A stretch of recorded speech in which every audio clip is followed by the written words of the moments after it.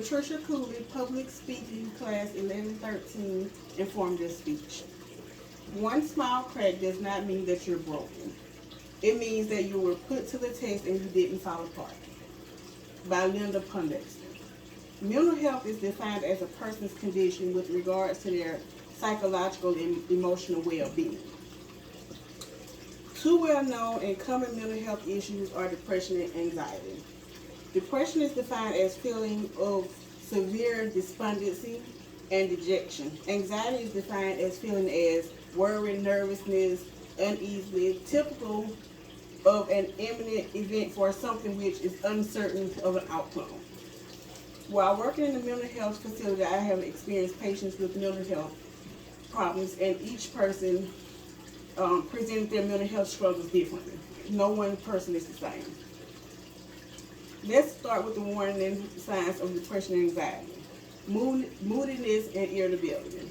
If the person is snapping, that doesn't mean that they are depressed. However, heightened or unexplained irritability is a sign.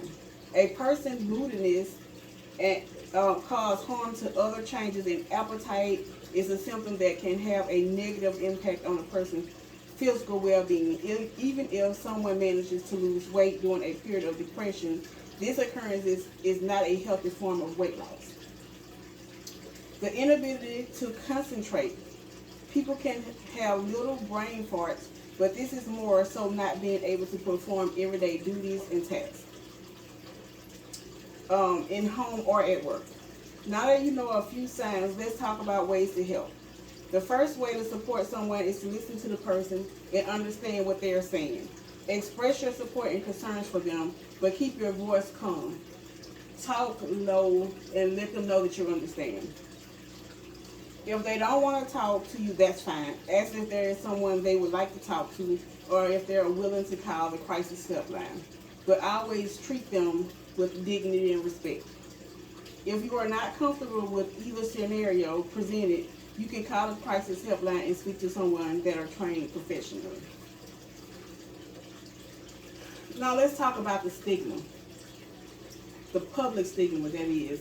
The negative or discriminatory attitudes that others have about mental health issues.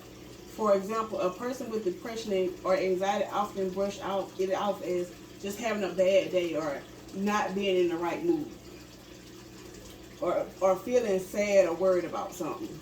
Self-stigma. You don't want people to say, oh, she's crazy. You don't want them to feel like if I say the wrong thing, she might just go off and snap. These are the stigmas about mental health that has an ill. Many of the patients that I worked with in the facility said they were weak for letting their illness get so bad, but people who seek help are the most strongest. And institutional stigma is more systemic, involving policies of governments and private policies. Organizations and intentional or unintentional limit opportunities for people with mental illness. Examples include lower funding for mental illness research or fewer mental health services relative to other health care. Mental health is as important as your physical well-being. Today, the audience learned about crisis warning signs, the proper ways to help someone in crisis, and the stigma surrounding mental health.